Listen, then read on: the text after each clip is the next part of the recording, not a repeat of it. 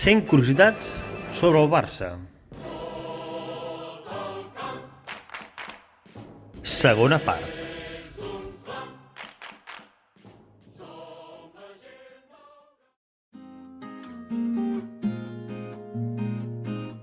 Número 26. Just acabada la guerra, el bàndol guanyador va plantejar-se de forma ben seriosa abolir el club per tot allò que havia representat en el passat.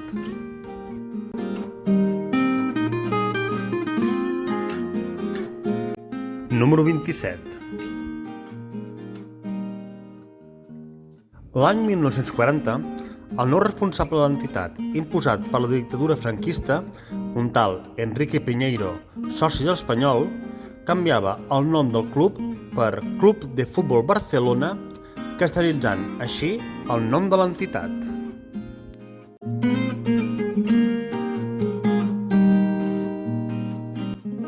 Número 28. A més, també es modificaria l'escut oficial del club per eliminar-ne la senyera.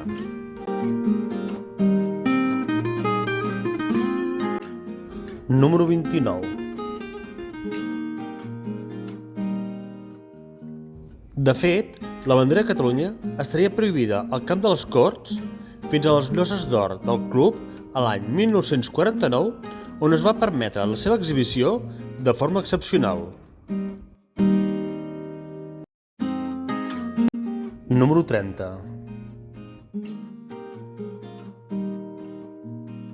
El primer partit disputat després de la Guerra Civil Espanyola seria un Barça contra l'Atlètic Club de Bilbao. S'especula que el règim franquista va triar aquests dos clubs com a representants de l'antic moviment independentista de les seves regions per demostrar qui manava en aquell moment. Número 31. Aquell partit, entre l'Atlètic Club de Bilbao i el Barça, els dos clubs acusats de fomentar el separatisme, seria anomenat el Partido de Nuestra Libertad.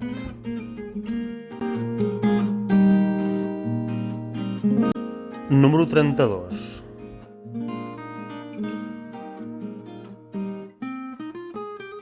De fet, la majoria de jugadors que van disputar aquell partit amb la samarreta del Barça eren cedits d'altres clubs perquè els propis de l'entitat seguien a l'exili.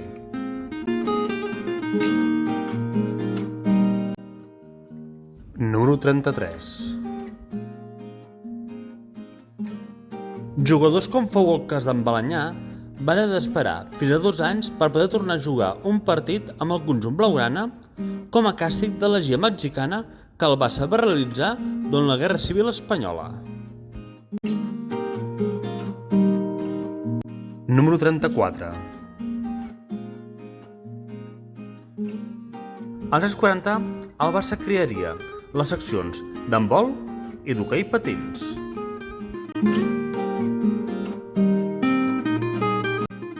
Número 35. El 7 de juny de l'any 1940 i de la mà del nou cap de la policia de Barcelona, Luis Martín Olivares, es començaria una investigació de tots i cada un dels socis del Barça a la cerca d'antecedents socials.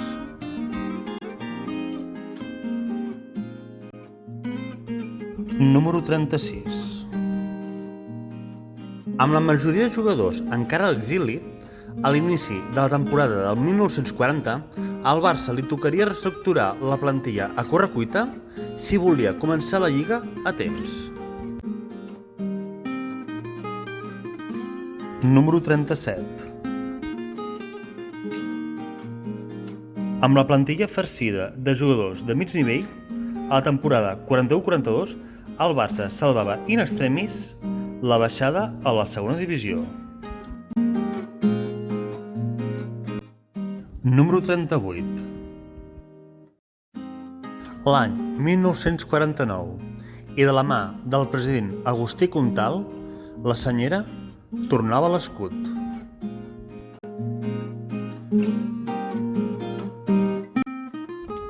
Número 39. Mentre que la dècada dels anys 40 del segle XX va ser una època per oblidar, la dels 50 començava pel fitxatge d'un tal Ladislau Kubala. Número 40. Mentre que als anys 40 va representar una travessia pel desert per al club català, als 50 es saltaria amb 3 lligues, 5 copes, una copa llatina i un mundial de clubs.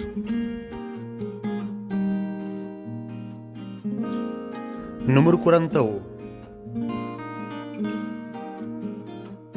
El primer any de Kubala com a jugador del Barça, l'equip assoliria la fita d'aconseguir 5 copes en una mateixa temporada. Aquest fet recordaria aquell equip per sempre com el Barça de les 5 copes. Número 42. El Barça d'en Kubala es tornaria tan popular que el club ben aviat arribaria a la xifra de 25.000 socis.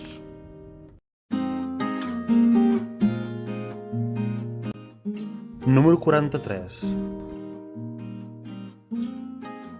L'any 1953, i per primer cop des de l'enderrocament de la democràcia per part del franquisme, al club li va ser permès votar el seu propi president. El matís seria que només els donarien dret a vot als socis masculins. Número 44.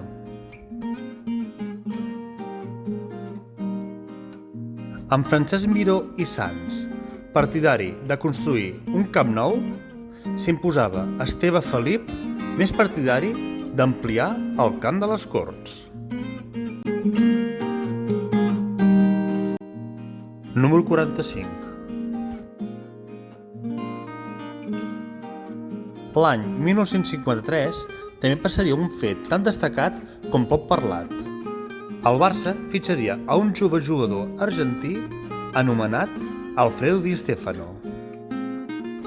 Però en una disputa sobre els seus drets, un jutge acabaria sentenciant que el jugador havia de fitxar pel Real Madrid.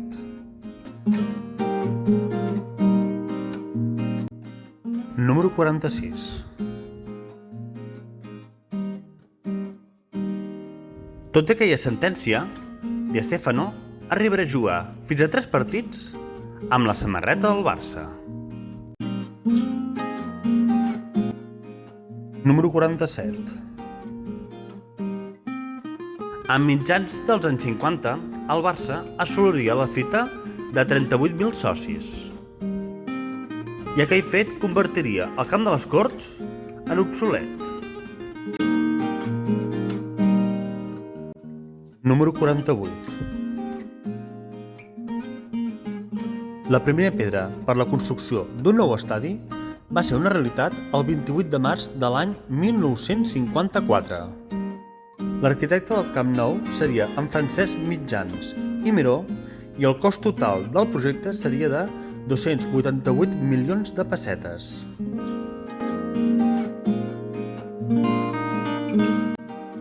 Número 49. Per ajudar a finançar el nou estadi, el Barça va haver de vendre jugadors, com va ser el cas de Luis Suárez a l'Inter de Milà.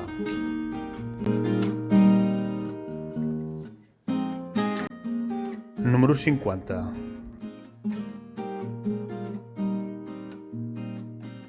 Finalment, el 24 de setembre de l'any 1957, el Camp Nou, amb un aforament de 93.053 espectadors, obria les portes.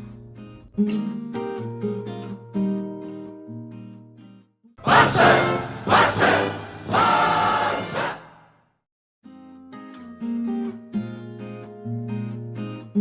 I fins aquí el vídeo d'avui. Si t'ha agradat, sisplau, regala'm un polze cap amunt, deixa un comentari a la caixa de comentaris i subscriu-te al meu canal.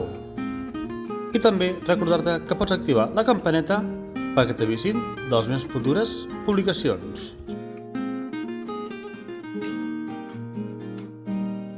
I com sempre, deixeu-me recomanar-vos la meva saga, La llegenda de l'insurgent, amb el primer capítol, 13, el segon, els existencialistes i el tercer, la xarxa fosca.